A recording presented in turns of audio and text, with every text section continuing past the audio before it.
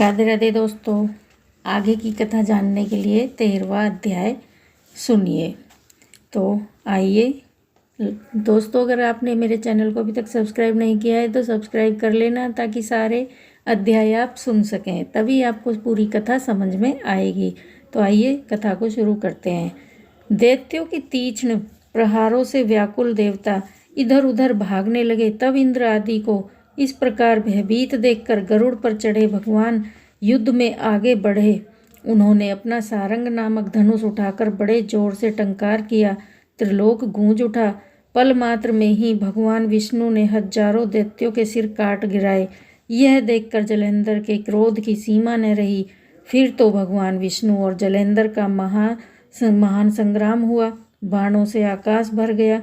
लोग आश्चर्य करने लगे। भगवान विष्णु ने अपने बाणों के वेग से उस दैत्य की ध्वजा, क्षेत्र और धनुष बाण काट डाले तथा एक बाण से उसकी छाती में प्रहार किया। इससे व्यथित हो उसने अपनी प्रचंड गदा उठाकर गरुड़ के मस्तक पर दे मारी। गरुड़ पृथ्वी पर गिर पड़ा। साथ ही क्रोध से उस दैत्य ने अपने होठ काटे और भगवान विष्णु की छाती में तीक्ष्ण बाण मारा। इसके उत्तर में भगवान विष्णु ने भी उसकी गदा काट दी और अपने सारंग धनुष पर बाण चढ़ाकर उसको बींधना आरंभ किया। जलेंद्र भी उन पर अपने पहने बाण बरसाने लगा। उस पर जलेंद्र ने भगवान को कई पहने बाण मारकर वैष्णव धनुष को काट दिया। धनुष कट जाने पर भगवान ने गदा ग्रहण कर ली और शीघ्र ही जलेंद्र को खींचकर मारी, परंतु उस अग्निवत अमोघ गदा की मार से भी वह चलायमान न हुआ और मंदोमत हाथी के समान उसे यानी गदा की मार को भी फूल माला ही जाना। साथ ही उस युद्ध में दुर्मंद ने अत्यंत ही क्रोधित होकर अग्निमुख त्रिशूल उठाकर भगवान विष्णु पर छोड़ दिया। जलेंद्र ने झपटकर भगवान विष्णु की छाती में एक मुष्टिक प्रहार किया। उसके उत्तर में भगवान विष्णु ने भी उसकी छाती पर मुष्टिका का प्रहार किया। फिर दोनों घुटने टेक कर बाहों और मुष्टिकों से महाबाहो युद्ध करने लगे, किंतु कितनी ही देर तक भगवान उसके साथ युद्ध करते रहे। जब वह कुछ श्रमित से हो गए, तब सर्वश्रेष्ठ मायावी भगवान उस दैत्य से मेघावाणी में बोले, हे रणमर्दुन दैत्य श्रेष्ठ, धन्य है जो इस महायुद्ध में इतने बड़े बड़े आयुधों से भी भयभीत न हुआ। तेरे इस युद्ध से मैं बड़ा खुश हूँ। तू जो चाहे वर मांग, मैं अदेय वस्तु भी आज तुझे दे दूंगा।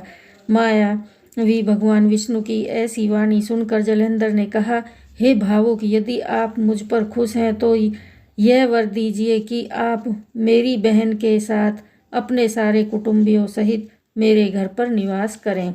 नारद जी कहते हैं, उसके ऐसे वचन सुनकर भगवान को खेद तो हुआ, किंतु उसी क्षण उन देवेश ने तथास्तु कह दिया। अब भगवान विष्णु सब देवताओं के साथ जलेंद्रपुर में जाकर निवास करने लगे। जलेंद्र अपनी बहन लक्ष्मी और देवताओं सहित भगवान को वहां पाकर बड़ा प्रसन्न हुआ। फिर तो देवताओं के पास जो रत्न आदि थे, उनके स्थानों पर दैत्यों को स्थापित करके जलेंद्र पृथ्वी पर आया। निशुंभ को पाताल में स्थापित कर दिया और देव, दानव, यक्ष, गंधर्व, सर्प, राक्षस, मनुष्य आदि सबको अपना वंशीव्रती बनाकर त्रिभुवन पर शासन करने लगा। उसने धर्मानुसार सुपुत्रों के समान प्रजा का पालन किया। उसके धर्म राज्य में सभी सुखी थे। तो दोस्तों, राधे राधे, जय श्री कृष्णा। भजमन नारायण नारायण नारायण, श्रीमन नारायण नारायण नारायण, राम नारायण नारायण नारायण, राधे नारायण नारायण नारायण, कृष्ण नारायण नारायण नारायण, श्रीमन नारायण नारायण। अगर दोस्तों आपने मेरे चैनल को सब्सक्राइब नहीं किया है तो सब्सक्राइब कर लेना, ताकि आप सारी कथा पूरी विधि विधान से सुन सकें। धन्यवाद। राधे राधे, जय श्री कृष्णा।